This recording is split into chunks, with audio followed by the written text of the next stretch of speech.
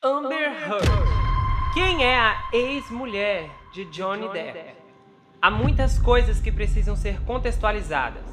A ex-melhor amiga, os ex-namorados, os problemas na indústria e um passado conturbado que saiu do oculto no tribunal. Como Amber Heard saiu de uma trajetória ascendente, repleta de capas de revistas, ensaios fotográficos para naufragar o maior escândalo de celebridades dos últimos anos. É o que você vai ver hoje, com revelações explosivas, detalhes extremos, de uma carreira repleta de problemas que nunca vieram à tona até agora.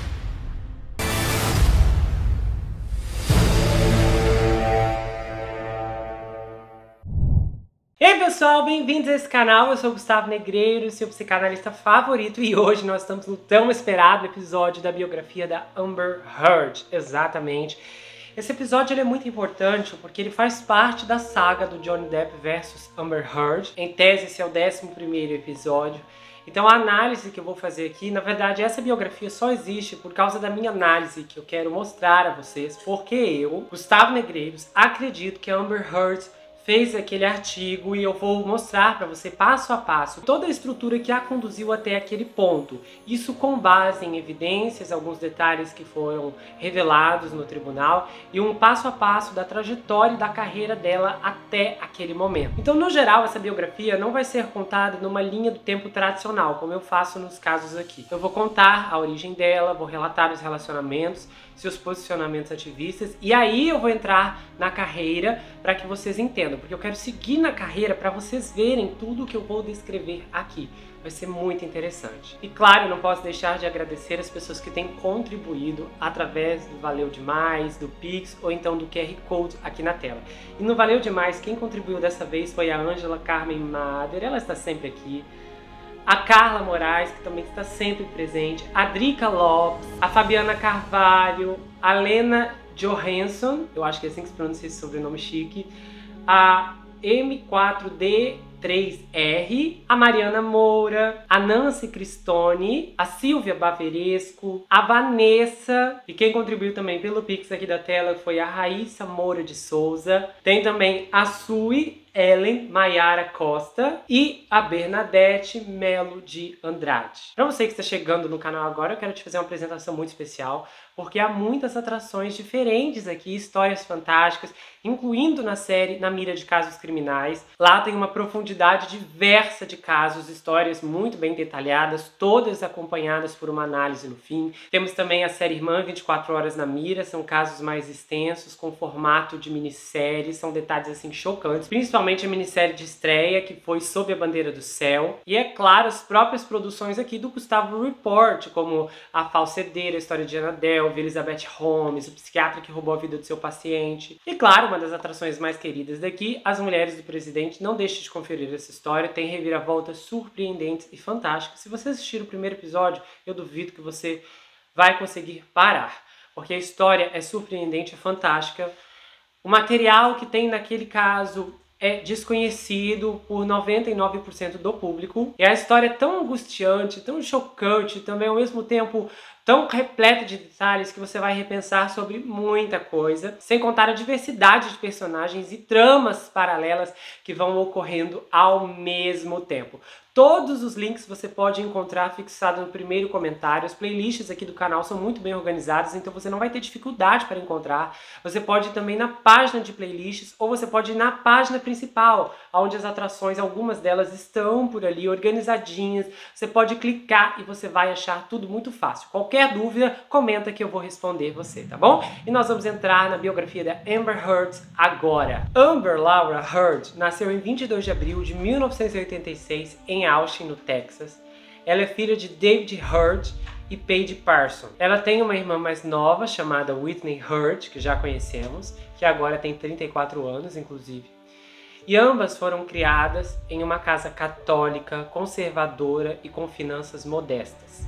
Em seus 2 anos mais jovens, a Amber conseguiu competir em concursos de beleza. E quando ela queria competir em concursos de beleza, ela ia a pequenas empresas locais para arrecadar dinheiro para produzir seu material promocional. E seu pai, o David, trabalhava como construtor E ele também gostava muito de andar de cavalo em seu tempo livre. E a Amber também tinha um apego com o pai, eles costumavam praticar esse hobby de andar a cavalo juntos. E a Amber chegou a declarar em entrevistas anteriormente, há muitos anos atrás, que ela era o companheiro de seu pai na caça e na pesca. Só um detalhe aqui, a maior parte da biografia dela é composta por detalhes, informações de entrevistas e coisas que vieram à tona nos anos anteriores. Acontece que no tribunal, a psicóloga, aquela doutora Hughes, disse que o lar que a Amber vivia durante a infância era tóxico e abusivo, principalmente em relação ao pai. Mas prosseguindo, o pai dela era bastante rigoroso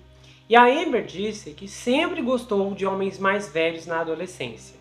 Então ela nunca namorou na escola, até porque essa era uma ideia ridícula para ela. Eu localizei uma entrevista dela de 2010 e ela disse que ela estava interessada em artistas, em escritores que ela conhecia em cafés de Austin, e não em garotos do ensino médio. Então ela não tinha interesse nesses bailes estudantis, ou então de sair com os amigos e ir na Starbucks depois da escola. Ela também disse que quando era adolescente ela começou a ficar entediada com o Texas conservador e temente a Deus. Aí aos 16 anos de idade, sua melhor amiga faleceu em um acidente de carro e como resultado a Amber se tornou ateia. E ela diz que decidiu se rebelar, se tornando obstinada, bissexual e vegana. Então, aos 17 anos, ela abandonou a escola para seguir a carreira de modelo em Nova York, porém ela odiou a experiência e então marchou para Los Angeles. E ela finalmente ganhou seu diploma do ensino médio através de um curso estudando em casa. Entretanto, antes que fosse embora para sempre do Texas, Amber foi presa em Austin em 12 de setembro de 2003. Aparentemente, ela estava dirigindo com uma carteira suspensa. Porém, o interessante é que numa entrevista que ela deu em 2010, ela revelou algo que normalmente os atores são completamente contra. Ela disse que era uma ótima atiradora e que adorava revólveres. E ainda disse, eu tenho várias.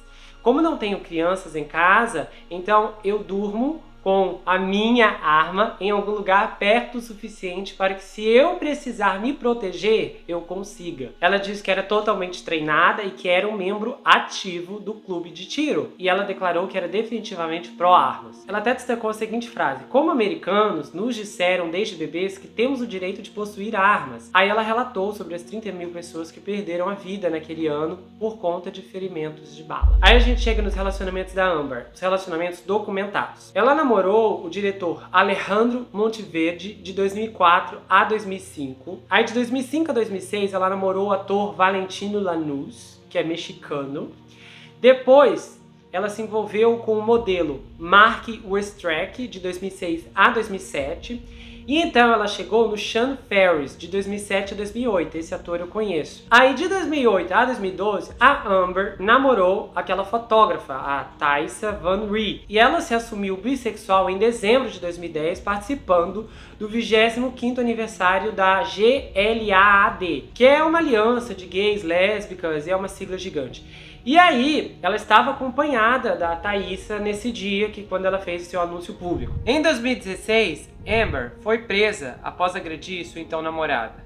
Ela não ficou detida há muito tempo e as acusações foram retiradas. Aí em 2012, ela e o Johnny Depp começaram a namorar. Eles ficaram noivos em 2014, se casaram em 2015 e se divorciaram em 2016. Segundo as evidências apresentadas no tribunal, nesse meio tempo do casamento dela com o Johnny Depp, ela teve um caso com o James Franco. E aí também, segundo uma outra testemunha de um depoimento que ficou de fora do tribunal, o Josh Drill, a Amber teve um caso com aquela modelo Cara Delevingne e com o Elon Musk. Após o divórcio que colocou um fim em seu casamento com o Johnny Depp, a Amber namorou o bilionário Elon Musk entre 2016 e 2018. Aí depois do Elon, ela começou a namorar o negociante de arte Vitor Chanubel. O relacionamento deles durou menos de um ano. E então, ela se envolveu com a fotógrafa Bianca Butts, de 2020 a 2021. A dupla namorou discretamente e a Bianca até acompanhou a Amber em muitos de seus processos judiciais. Depois elas se separaram. Amber também teve um outro relacionamento bastante duradouro, mas dessa vez na área da amizade. Ela ficou amiga de Raquel Roque Pennington, uma designer de joias, no ano de 2003. A amizade delas foi profunda e intensa. E para Amber, a amizade pareceu ter muito valor, pelo menos no Instagram. Inúmeras fotos foram postadas com legendas de Amber declarando seu amor e afirmando que Rock era sua melhor amiga. Raquel se casou com Josh Drew e chegaram a morar em uma das coberturas do Johnny Depp em Los Angeles sem pagar nada. Ela, inclusive, tinha a chave do apartamento do Johnny e da Amber. Porém, a amizade inabalável chegou ao fim de forma violenta e agressiva. Segundo a Raquel, em seu depoimento no tribunal, no dia de ação de graças, Amber se irritou por conta de alguns copos que elas não conseguiam encontrar. Elas então começaram a discutir e brigar. Raquel empurrou Amber e a Amber a socou de volta. A última postagem de Amber com a amiga foi em março de 2018. Até o testemunho da Raquel no julgamento, o último contato que elas tiveram foi há 6 meses atrás. Aparentemente, Amber mantém uma relação forte e bastante sólida com sua irmã, que faça chuva ou faça sol, está sempre do seu lado. E apesar de relatar no tribunal que seu pai foi violento com sua mãe enquanto crescia e que foi violento com ela até o fim, ela e o pai mantêm contato. Bom, em 2014, centenas de fotos íntimas e privadas de celebridades, a maioria mulheres, foram postadas no fórum de mensagens online 4chan. A partir daí, essas fotos se espalharam e viralizaram para o público que consome esse tipo de coisa. As fotos foram roubadas por hackers que invadiram a conta da Apple de várias celebridades. E uma dessas celebridades era a Amber Heard. Inclusive, mais de 50 fotos pessoais dela acabaram chegando nas mãos do público. Obviamente, eu não fui procurar nenhuma dessas 50 fotos, nem as fotos que ela está vestida, porque essas fotos vazaram contra o consentimento dela, então seria imoral apresentá-las aqui. No ativismo político, ela fez fortes críticas ao presidente Donald, que governou de 2017 a janeiro de 2022. A Amber recebeu elogios por suas críticas ao ex-presidente, principalmente pela indicada ao Prêmio Nobel da Paz de 2019, Amanda Negan. Parece que elas duas se conheceram e jantaram e discutiram longamente o processo de como os projetos de leis tomam uma coalizão e se constroem, como eles moldam a narrativa para persuadir pessoas de diferentes corredores, segundo as próprias palavras da Amber. E no período que antecedeu as eleições, no meio do mandato também do presidente Donald, acredito que essas eleições ocorreram em 2018, ela mais uma vez se envolveu na política e começou a fazer campanha para angariar votos para o democrata Beto O'Rourke, na tentativa de derrubar o imbatível senador do Texas, Ted Cruz, que é o mais votado do Texas há não sei quantos anos. Aí depois ela visitou as Nações Unidas em Genebra e deu uma palestra aos diplomatas sobre os direitos das mulheres e o flagelo da violência de gênero. Em 2018, ela deu uma declaração que quando ela viu a Christine Blasey Ford testemunhando no Comitê Judiciário do Senado na época, deixa eu só explicar.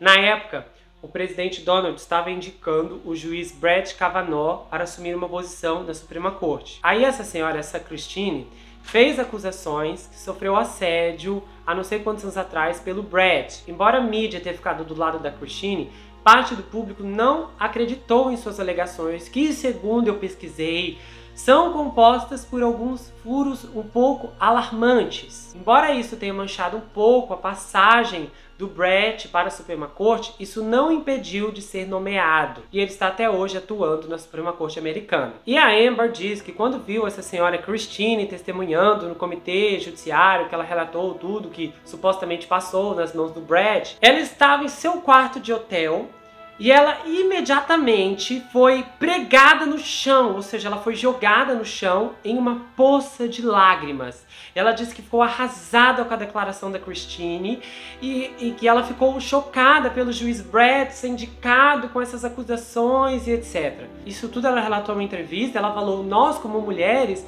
levamos um soco coletivo no estômago quando a indicação do Brett teve sucesso. Nesse mesmo ano, ela se tornou embaixadora global da L'Oréal Paris e ela disse que se sentia sortuda por estar alinhada a uma marca associada ao empoderamento de mulheres. E aí na entrevista, a pessoa que estava conduzindo as perguntas pediu para Amber citar alguém cuja carreira ela admirava. E então a Amber desviou a conversa de atores e ela começou a falar da ativista palestina-americana Yasmin Mijali, que estava trazendo força para o movimento Me Too da Cisjordânia. E ela disse: são essas mulheres que merecem os holofotes.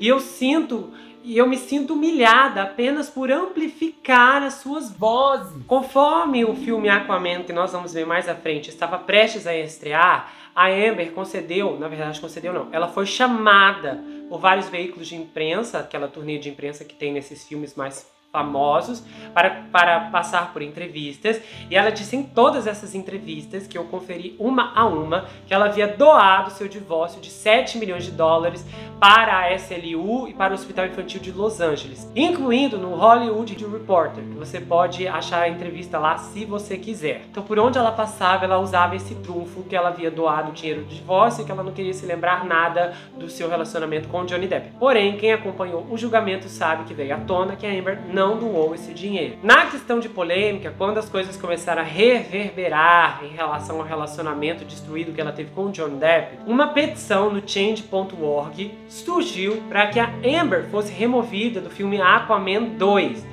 Essa petição inicialmente atingiu 1,5 milhão de assinaturas em novembro de 2020, no período em que o Johnny Depp foi substituído do filme Animais Fantásticos. Depois, essa petição atingiu cerca de 2 milhões de assinaturas em 26 de abril de 2022 e em seguida alcançou mais de 3,5 milhões de assinaturas. E em maio, no auge do julgamento, a petição atingiu 4 milhões de assinaturas. Quanto a alguns detalhes mais íntimos sobre a vida pessoal da Amber, em 2020 ela postou uma foto no Instagram anunciando o falecimento de sua mãe e quase um ano depois ela compartilhou a notícia da sua primeira filha, Onag Paige Heard, nascida em 8 de abril de 2021 por meio de uma barriga de aluguel. Ela até legendou a foto explicando: há 4 anos eu decidi que queria ter um filho. E eu queria fazê-lo em meus próprios termos.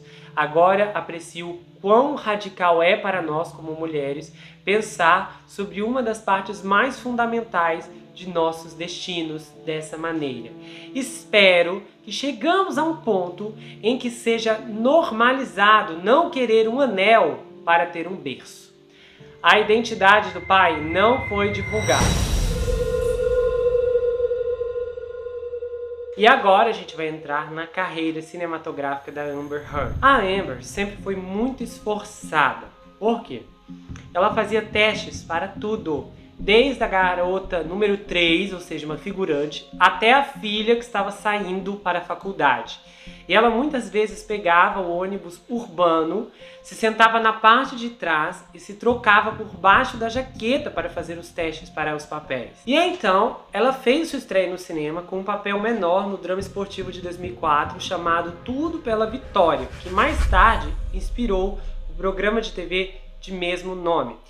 Esse filme custou 30 milhões de dólares e arrecadou 62 milhões de dólares em bilheteria. Depois ela conseguiu um outro papel pequenininho em um filme chamado Side FX, um filme que você mal encontra no Google. E posteriormente ela consegue outra, também no ano de 2005, ela consegue uma outra aparição em um filme chamado Sexy de Morrer. Esse filme, Sexy de Morrer, não foi exibido no cinema. Posteriormente ela vai direto para um filme também no papel menor chamado Terra Fria. Esse filme custou 35 milhões e fracassou nas bilheterias, pegando de volta apenas 25. Aí em 2006 ela consegue um papel num filme bem pequenininho também chamado Price to Pay, que também não chega às telas do cinema. E aí ela consegue um papel como a última personagem de importância do elenco no filme Alpha Dog.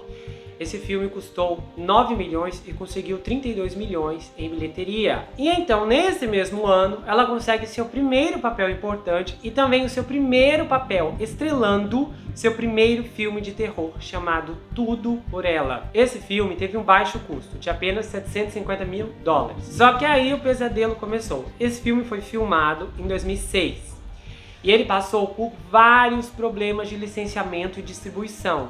E então ele foi comprado por uma produtora, depois foi parar nas mãos de outra produtora e essa empresa acabou falindo. Aí o filme voltou para as mãos da primeira produtora e se passaram mais de 7 anos para que esse rolo todo chegasse ao fim e o filme finalmente estreasse nos Estados Unidos, o que aconteceu em 11 de outubro de 2013. o filme arrecadou apenas 750 mil dólares. Foi um fiasco de bilheterias e conseguiu apenas 46% de críticas positivas. Em 2007, ela consegue um outro papel pequenininho no filme chamado Spin. Esse filme também não vai pro cinema. E depois ela consegue um outro papel de protagonista em um drama adolescente chamado Beleza Ordinária. Só que aí o filme também não vai pros cinemas e ele é detonado pela crítica, recebendo 0% de aprovação. Então no ano de 2008 ela consegue um papel relevante no filme Quebrando as Regras, que custou 20 milhões e arrecadou 41 milhões de bilheterias. Só que a crítica não gostou do filme e deu apenas 23% de aprovação. Aí depois a Amber pode ser vista no filme The Informers como a 6ª personagem na ordem de importância, e esse filme custou 18 milhões e arrecadou 382 milhões de bilheteria. Só que então foi pisoteado pela crítica, alcançando apenas 12% de aprovação. No último projeto daquele ano, a Amber aparece no filme Segurando as Pontas, do James Franco, que co-estrela o filme, e ela é a 9ª personagem de importância do elenco.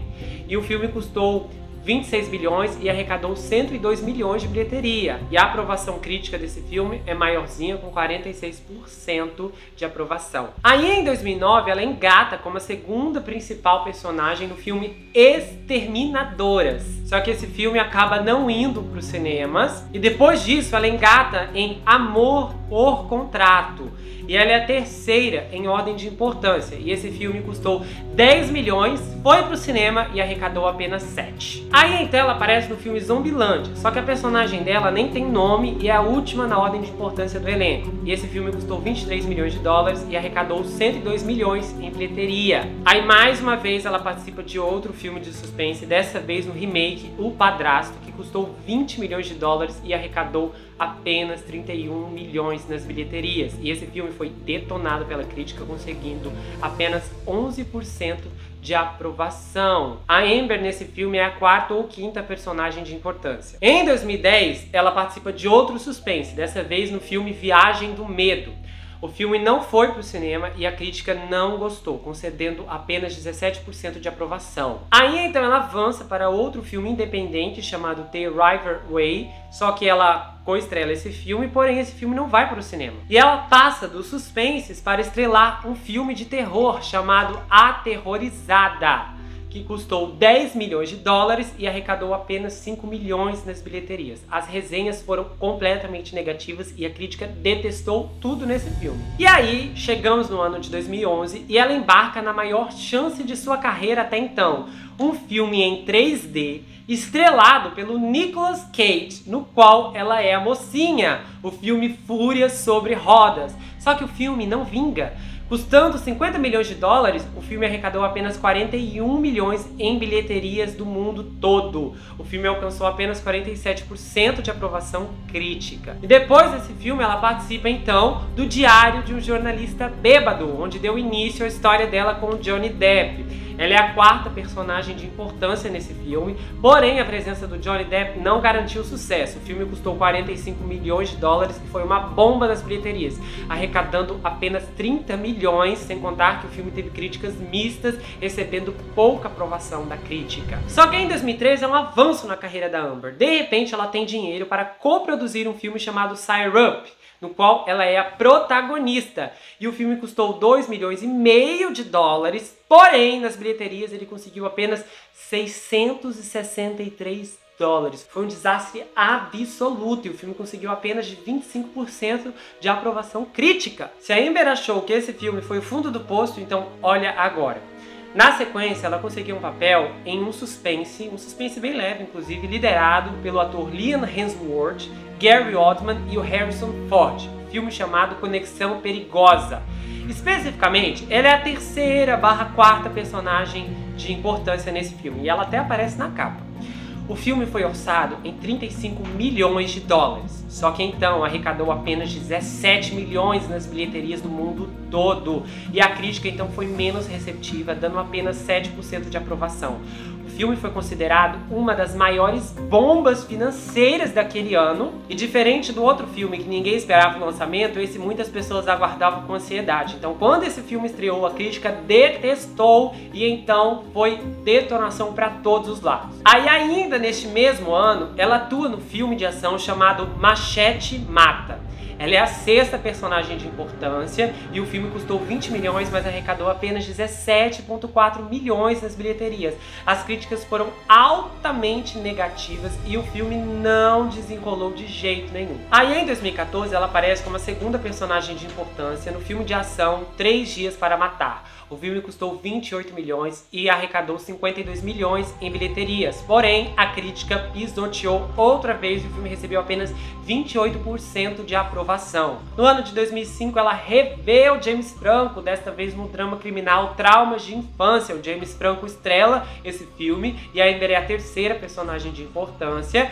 Só que o filme foi recebido com muita negatividade por parte da crítica e as resenhas positivas chegaram a apenas 23%. O filme recebeu um lançamento altamente limitado nos cinemas e pegou de volta apenas 15 mil dólares em bilheteria. Mas ela mantém o ritmo de aparições no cinema e ela coestrela o filme One More Time. Só que esse filme acaba tendo vários problemas de produção, passa em branco e nem é lançado no cinema. E a Amber consegue então um outro papel, só que dessa vez como 8ª personagem na ordem de importância. Ela mal aparece no filme, só que dessa vez esse filme Mike XXL, que é liderado pelo Channing Tatum, vai muito bem nos cinemas. O filme custou 14 milhões de dólares e arrecadou 122 milhões. Depois a Amber consegue outra ponta como a 5ª personagem de importância no filme A Garota Dinamarquesa. Esse filme custou 15 milhões e arrecadou 64 milhões de dólares. Aí em setembro de 2017 ela aparece no filme Eu Faço Até Que Não e ela é a 6ª personagem de importância.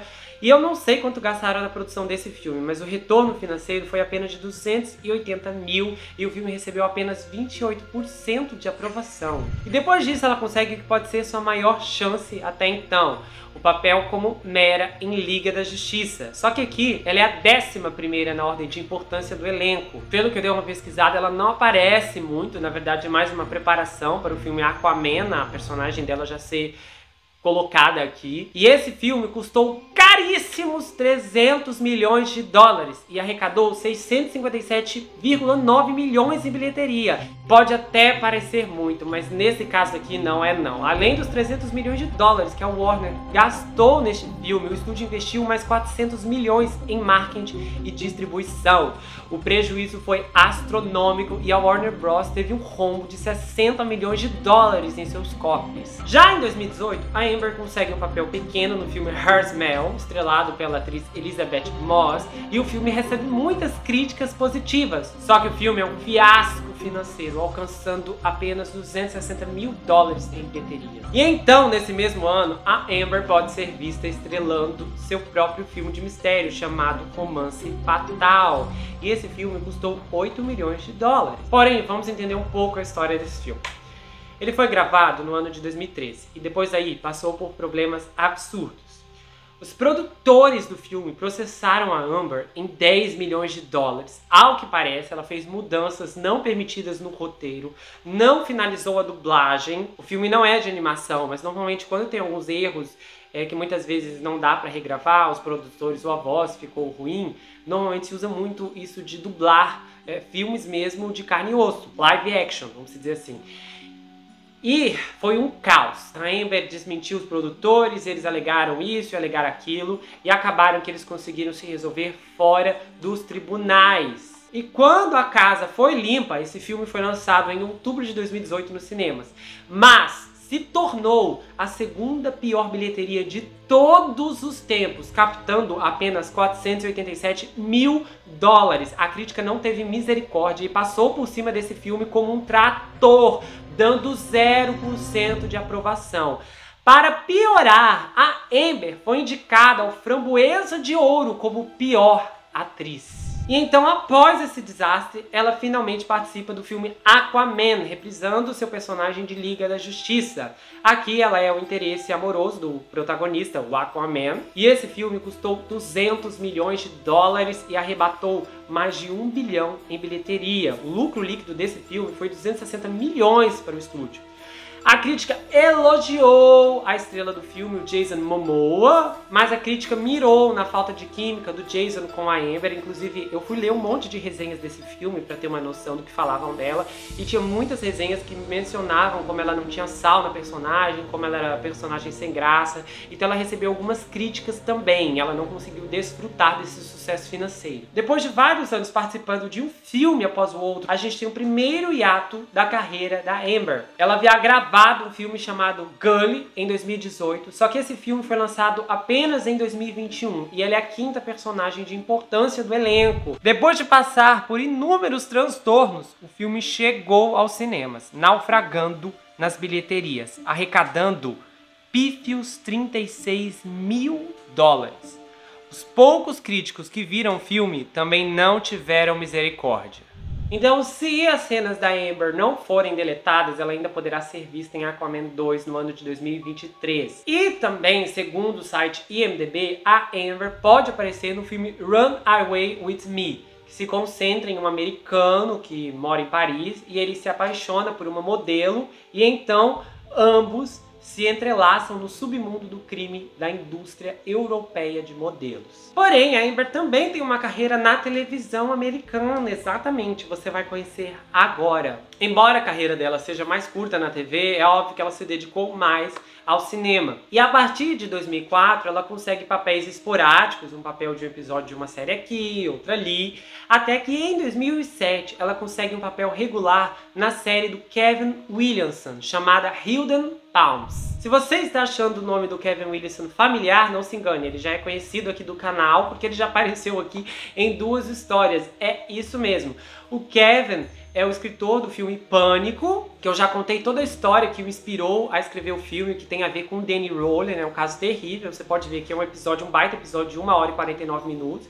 E também da história Eu Sei O Que Vocês Fizeram no Verão Passado, pois é ele que escreveu o filme e a autora do livro que gerou o roteiro que ele escreveu e virou o filme detestou o trabalho dele. Então você pode conferir esses 2 casos aqui, é a triste história da autora de Eu Sei O Que Vocês Fizeram no Verão Passado, é um caso emocionante, inclusive, e a história do Danny Rowland, lá eu conto também, você vai receber mais detalhes sobre a vida do Kevin. Aí olha só, essa série Hidden Palms foi produzida pela emissora CW, e a emissora encomendou 13 episódios iniciais. E eles então trabalharam em um marketing organizado e uma estratégia para atrair a audiência para essa produção. E eles definiram o show para estrear em 30 de maio de 2007. E foi aí que o iceberg veio. A estreia captou apenas 1 milhão de telespectadores, 1.800.000 pessoas. O que era um desastre para os próprios padrões da CW, que é a menor emissora entre os canais abertos da TV americana, como ABC, NBC, Fox e CBS. Na real, essa emissora nunca deu lucro e a CW sempre contou as moedas para pagar as contas. O que aconteceu? Quando essa série estreou, a emissora ficou chocada com essa audiência pavorosa. Então eles ordenaram que os 13 episódios encomendados fossem reduzidos para 8. Só que aí, no segundo e terceiro episódios, Hidden Palms caiu ainda mais em audiência, o que levou a CW ao desespero e também à loucura, já que na semana seguinte, eles exibiram 2 episódios consecutivos, um atrás do outro, e na semana posterior, eles repetiram o mesmo processo para se livrar logo da bomba. O episódio final foi exibido em 4 de julho com a pior audiência entre todos. A série terminou sem final nenhum. Depois desse fiasco na CW, a Amber consegue uma grande chance na NBC, que é uma emissora muito maior e tinha uma audiência violenta naquela época por causa do reality show The Voice. A NBC, que é uma emissora de sinal aberto, ou seja, tem mais restrições do que TV a cabo, você não pode exibir qualquer coisa em qualquer horário, deu sinal verde para que uma série situada em 1961, que contaria a história das coelhinhas da Playboy de Chicago, fosse aprovada para ser exibida no horário nobre. E a Amber foi escalada para interpretar a personagem Maureen como terceira na ordem de importância.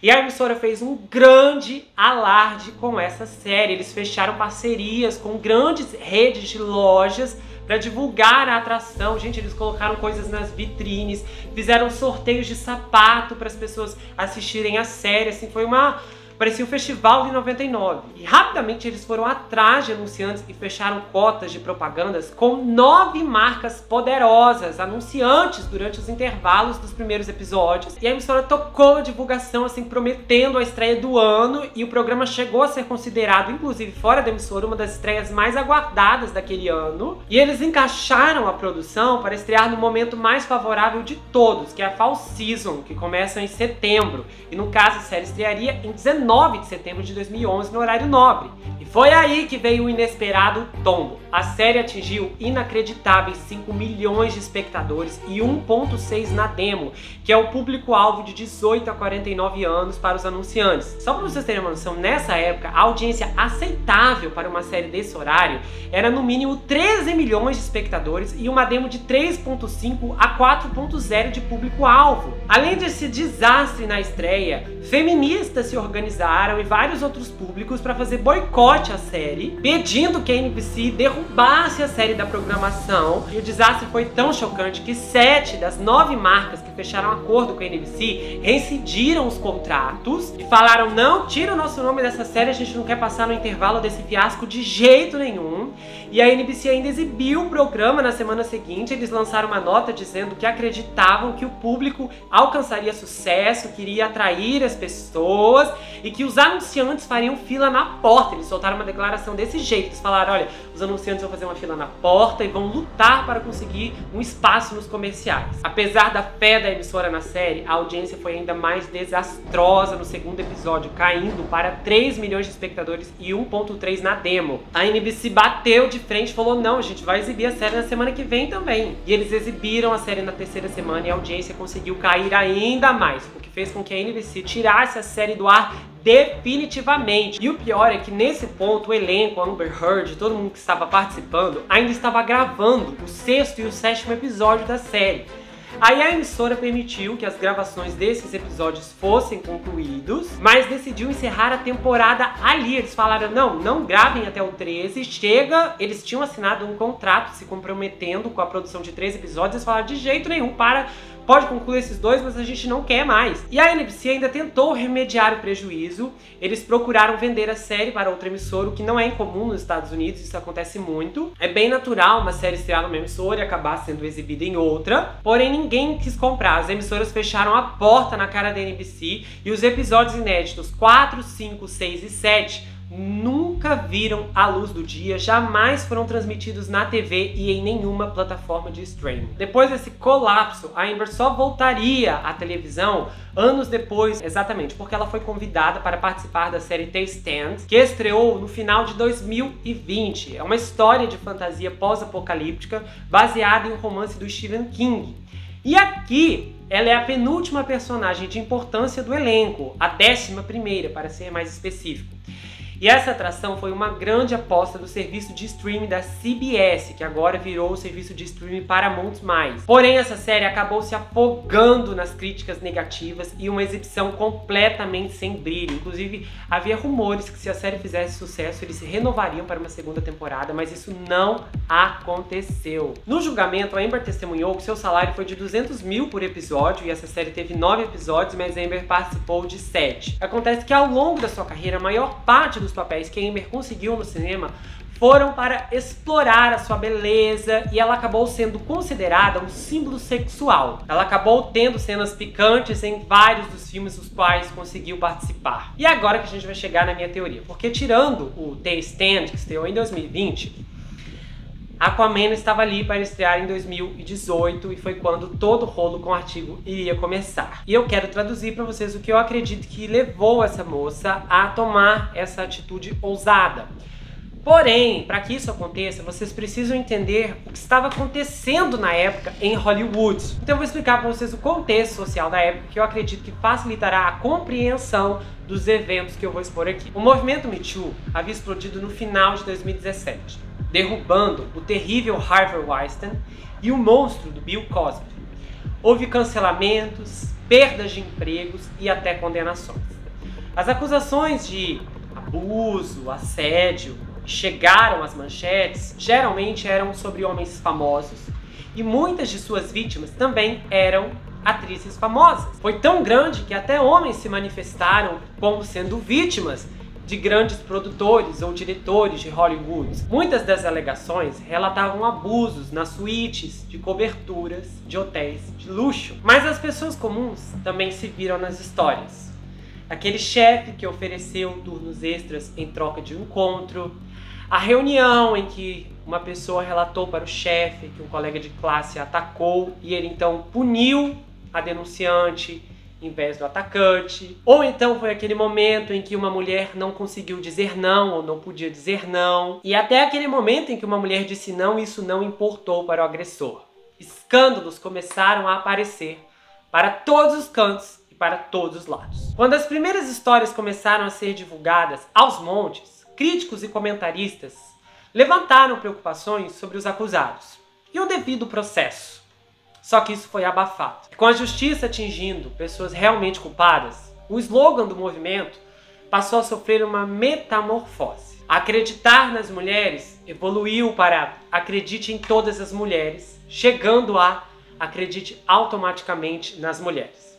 As emissoras de televisão, artistas, ativistas e movimentos políticos liderados pelo Me Too ortogaram com o apoio quase que unânime da elite hollywoodiana que a palavra da mulher era a única prova necessária para condenar um homem. Pessoas mais ponderadas tentaram gritar que havia slogans mais moderados que deveriam ser usados, como não descarte as mulheres, dê às mulheres uma audiência justa, ou o devido processo legal é ótimo. Mas isso não importou. E a força foi tão grande que até as matérias passaram a ser completamente explícitas a um nível bastante intimidador. O USA Today, que é um jornal gigante nos Estados Unidos, fez uma matéria em janeiro de 2018 com o título Sim, é difícil ser homem na era Me Too e Time's Up. E deveria ser. A mídia passou a vincular frases frequentes como devemos acreditar em todas as mulheres e é uma piada que os homens tenham medo. Se os homens não fizerem nada de errado, não terão com que se preocupar. Eles deveriam checar seu privilégio masculino. Rapidamente, o movimento perdeu o equilíbrio e a esteira se tornou um trator. O que aconteceu foi uma febre de verdadeiros narcisistas ansiosos para se apresentar como vítimas e ganhar a atenção. E para piorar, homens falsamente acusados buscaram por ajuda em movimentos, mas ninguém queria ouvir suas histórias, pelo fato de serem homens. Nas universidades, as denúncias anônimas passaram a ser publicadas em contas no Instagram, causando um verdadeiro caos nos campos escolares. Ninguém conseguia confirmar se a denúncia era verdadeira ou falsa, mas o suposto culpado era exposto e as tragédias passaram a acontecer. As circunstâncias chegaram a níveis tão graves que muitas acusações driblavam a lei para se manterem vivas. Uma garota colocou um post-it em um banheiro masculino que dizia: há um estuprador em nossa escola e você sabe quem é. Ela não foi atacada e nem estava se referindo a ninguém em particular. Segundo ela, haviam vários desses agressores na escola. Acontece que um aluno foi relacionado a esse bilhete, sem provas, e ele começou a sentir o ostracismo de seus colegas. E a coisa ficou pior. Ele foi afastado da escola por cerca de 8 dias e a sua mãe relatou aos funcionários da escola que acreditava que o seu filho havia sido escolhido por causa da nota.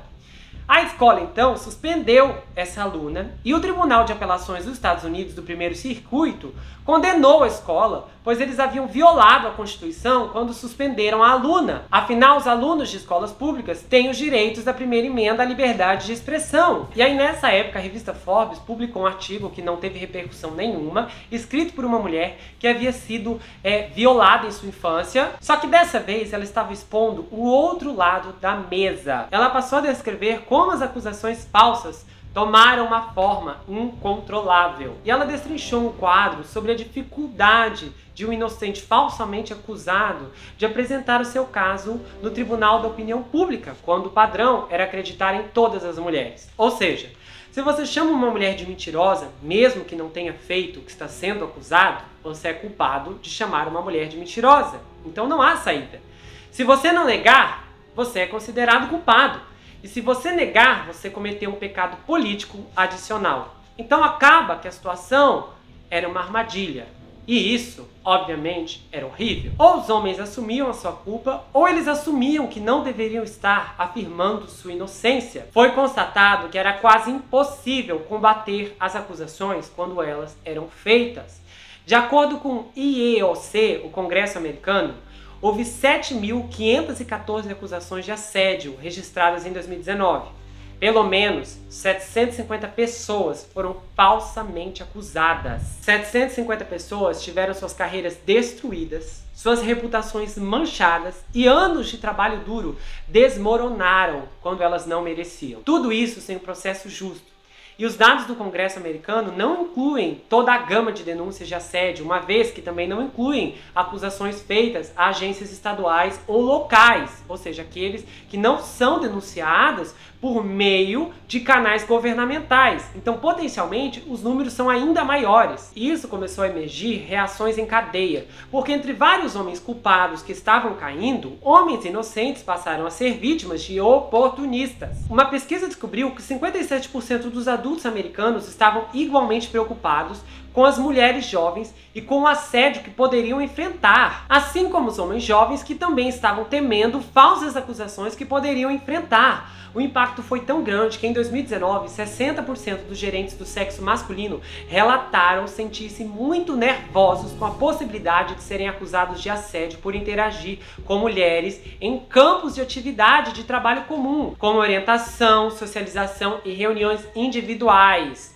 Isso foi um aumento de 32% em relação a 2018, com mais de 36% dos homens dizendo que passaram a evitar encontrar-se ativamente com mulheres em cargos de nível júnior, o que, em consequência, acabou por reduzir efetivamente a chance das mulheres de subirem na escada corporativa. Olha que loucura! Várias empresas passaram a adotar advogados em suas reuniões coletivas, reuniões normais os advogados estavam presentes para garantir que a empresa ou o executivo fosse protegido caso alguém decidisse inventar alguma acusação. E o medo foi tão grande que as mulheres pararam de ser promovidas, porque ninguém é promovido sem passar por uma reunião individual. Então a maior parte dos gerentes estava com medo de chamar uma mulher para ir até sua sala para conversar com ela. E depois veio à tona outra pesquisa que os homens mais velhos estavam 9 vezes mais hesitantes em viajar com mulheres e 6 vezes mais propensos a hesitar um jantar de trabalho. Aí alguém do movimento Me Too veio ao público e disse: não basta não nos assediar, você também não pode nos ignorar, homens. Durante o último ano, os produtores, os homens de Hollywood, relataram um padrão.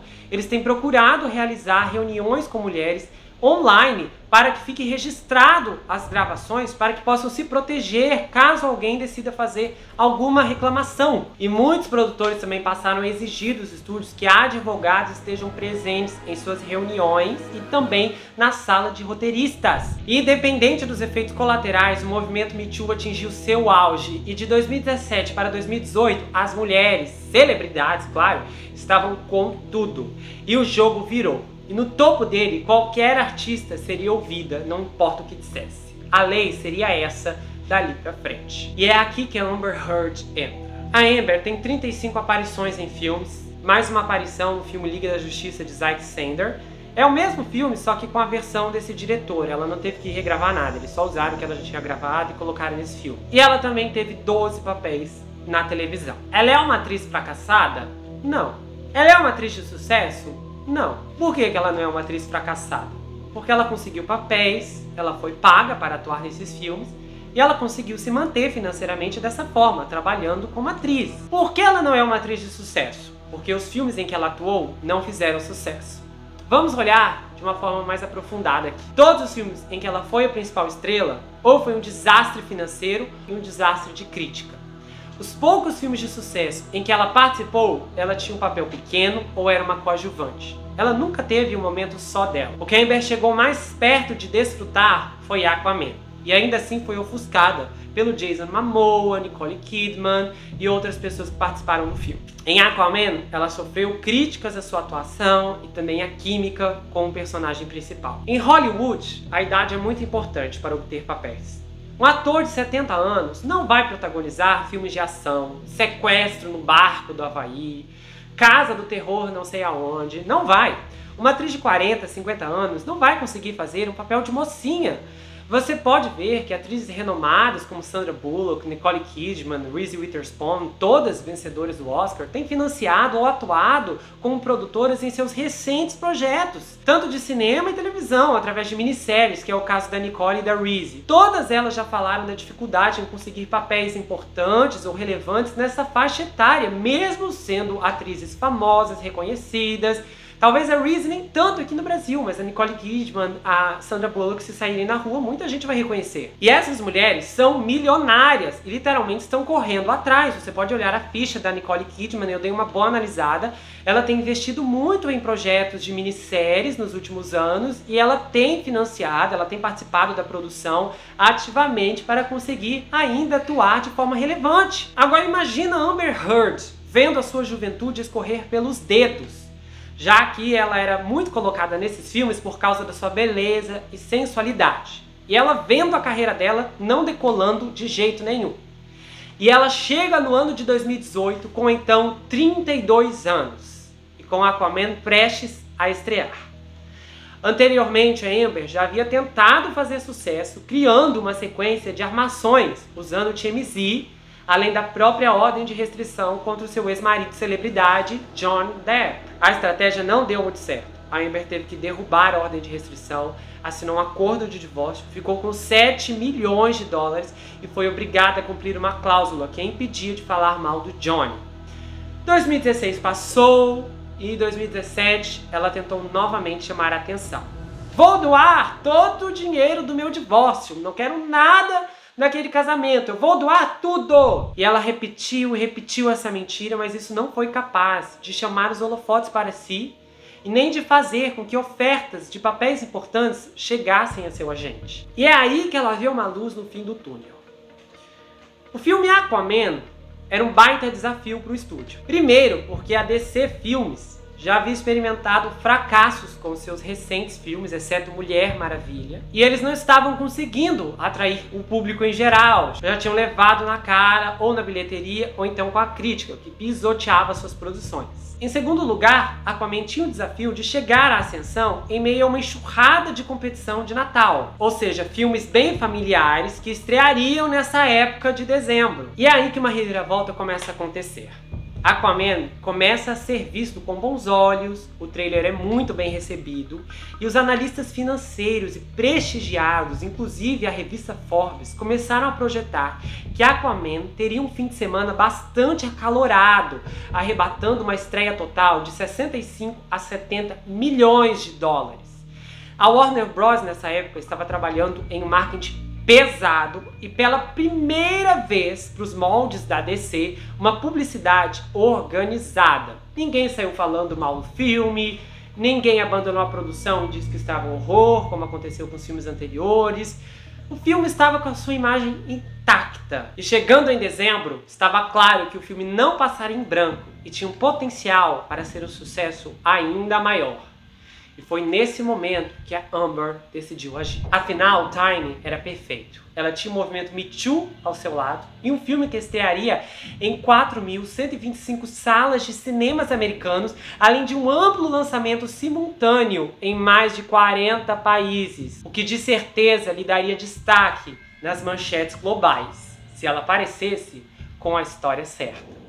E de certa forma, uma parte do pensamento dela até que faz sentido. A gente pode olhar aqui mesmo no Brasil, quantas mulheres ficaram famosas depois que o namorado super famoso ou um cônjuge famoso faleceu. Quantas ex ficaram conhecidas de um jeito trágico ou então decorrentes de uma situação dramática. E nos Estados Unidos não é diferente. Várias mulheres ficaram famosas assim. E então a Amber arquitetou tudo, com a organização sem fins lucrativos, a União Americana das Liberdades Civis. Ela havia sido nomeada embaixadora dos direitos das mulheres com foco na violência de gênero, a ACLU, e lembrando que essa agência já sofreu com acusações de doações em troca de títulos de embaixadores ou endossos em artigos de opinião. E a Amber elaborou com a equipe da organização um artigo inflado, que foi o centro do processo. Há 2 anos eu me tornei uma figura pública que representa a violência íntima e senti a ira de nossa cultura e isso precisa mudar. Como revelado no tribunal, a Amber pressionou por uma data de publicação que coincidisse com o lançamento do filme Aquaman. E então a ACLU entrou em contato com o editorial do Washington Post e logo depois o editorial foi publicado.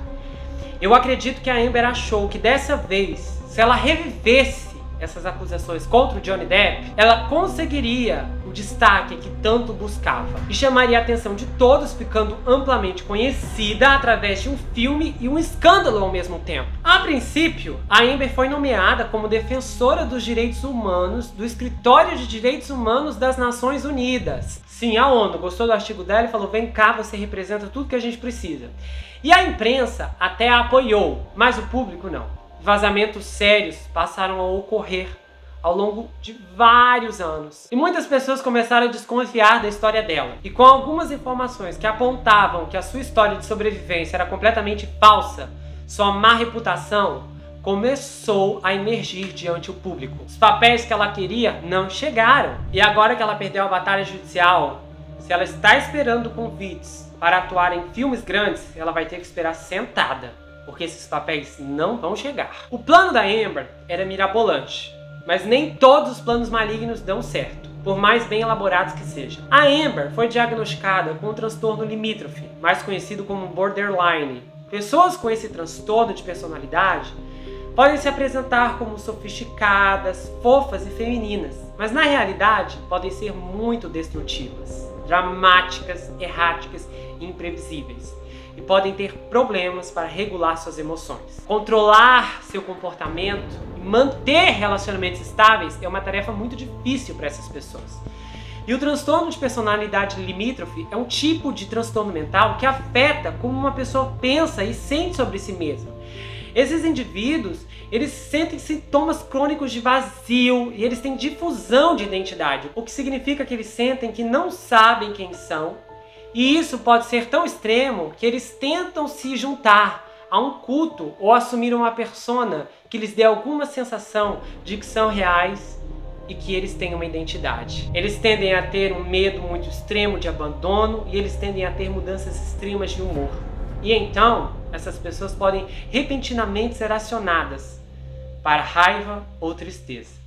Indivíduos com esse transtorno também são altamente emocionais e precisam ser o centro das atenções em todos os momentos. Quando não são o centro das atenções, muitas vezes eles têm uma crise emocional que chama a atenção de volta para eles. E eles são coloridos e podem até ser emocionantes de se estar perto, porque parecem experimentar a vida de forma tão vívida. Só que depois de um tempo, os parceiros tendem a se cansar deles, porque seu comportamento é exaustivo. Então essas pessoas tendem a ter um estilo cognitivo impressionista, o que significa que eles experimentam a vida vagamente e lembram a sensação de como algo os fez sentir, em vez de detalhes que permitiriam a alguém a desenvolver uma compreensão profunda do que aconteceu com eles. A Amber embarcou em uma profissão que dá visibilidade, que gera poder, sucesso e dinheiro. Acontece que ela não chegou onde esperava. E, francamente, nem se chegasse ela ficaria satisfeita. O topo de Hollywood nunca é suficiente para ninguém. Atores pequenos sofrem, atores de médio porte sofrem e atores de grande porte sofrem também. Cada um com as suas dificuldades. Há aqueles que sofrem porque nunca foram indicadas ao Oscar. Há aqueles que sofrem porque ganharam o Oscar apenas uma vez e depois disso nunca mais conseguiram um papel relevante. Há aqueles que lamentam não conseguir repetir o sucesso do passado. E há aqueles que choram por nunca ter conseguido um sucesso. Há atrizes mais velhas que reclamam o fato de que atrizes mais novas conseguem papéis mais importantes. E há atrizes mais novas que se queixam que muitos dos papéis que são convidadas a atuar são papéis sensuais, e que exploram a sexualidade. Há atrizes que reclamam que ficaram caracterizadas por um só papel, como a atriz Jamie Lee Curtis, que reclama até hoje o fato de nunca ter conseguido superar o filme Halloween de 1972. Ela deu uma declaração dizendo que já escreveu livros, que já atuou em outros filmes, e não importa o que ela faça, aonde quer que ela vá, ela é reconhecida como a Laurie Strode de Halloween. Há atrizes como Neve Campbell, a estrela da franquia Pânico, ela recebe 5, 6 convites por semana para atuar em um filme de terror. Ela rejeita todos, pois ela diz que não aguenta mais ser caracterizada apenas pela sua personagem, a eterna Sidney Prescott, da franquia Pânico. Atrizes como Jennifer Aniston se mostram frustradas por ver apenas filmes de super-heróis atraindo a atenção do público. Ou então, como ela mesma disse, ela não é convidada para as produções que gostaria de estar, e as produções para qual é chamada são papéis superficiais. Há também atrizes como Viola Davis, que reclama pelo fato do seu salário ser menor que uma atriz branca. Ou então há atrizes no auge, como a Elizabeth Olsen, que reclama pelo fato de seu contrato na Marvel a impedir de aceitar papéis os quais é convidada. E também temos a atriz Ellen Pompeo, estrela da série Grey's Anatomy, que tem mais de 15 temporadas. A série está no ar há mais de 15 anos. A atriz ganha quase R$1 milhão por episódio. E ela reclama que o sucesso da série afundou sua chance de fazer sucesso no cinema. A conclusão que eu chego é que em Hollywood a frustração sempre vai estar presente e acompanhar quem quer que seja. Seja por um sucesso que nunca aconteceu, por um sucesso que nunca se repetiu, ou então por um sucesso que não passa, ofuscando outros trabalhos que deveriam brilhar. A pressão hollywoodiana tem seu preço, e ele é muito caro. E eu acho que na Amber, a filmografia dela mostra um padrão. É óbvio que essa moça tem uma amarra nos pés, porque tudo que ela fez ou afunda, ou então não vai tão bem assim. Tudo que Amber Heard toca é destruído. Aquaman até fez sucesso, mas ela não. O preço da difamação pode ser bem caro e as consequências de um golpe podem ser devastadoras. Na ambição de ganhar, a Amber perdeu quase tudo e ainda pode perder tudo. Há muitas pessoas como ela em nosso meio e precisamos aprender a reconhecer para que não sejamos vítimas ou um degrau de sua escada. Reconheça os sinais, pois eles estão aí e sempre estiveram, seja em figuras públicas ou em pessoas que fazem parte da sua vida. É isso, pessoal. Espero que vocês tenham gostado dessa biografia. A gente vai ter um episódio agora que vai revelar as coisas que a Elaine andou fazendo após o término do julgamento. Vocês não vão acreditar. Se você quiser saber mais sobre mim, adquira meu livro. Você pode adquirir pelo meu site. É enviado para todo o Brasil, onde quer que você esteja, e no mundo também. Se você quiser, o livro vai autografado, você ganha marcadores, um pôster exclusivo também. Esse livro conta a história de um rapaz chamado Jack Wilber, que se vê preso em uma terrível maldição hereditária, enquanto ele precisa enfrentar o serial killer que está escondido em sua própria casa. Eu tenho um canal de cortes, onde as análises dos episódios são recortadas e postadas por lá. Tem um canal no Telegram, você pode me seguir no Instagram, Gustavo N, Psicanalista. A gente se vê no próximo caso e não se esqueça que aqui você sempre vai ter uma amiga. Até mais, pessoal!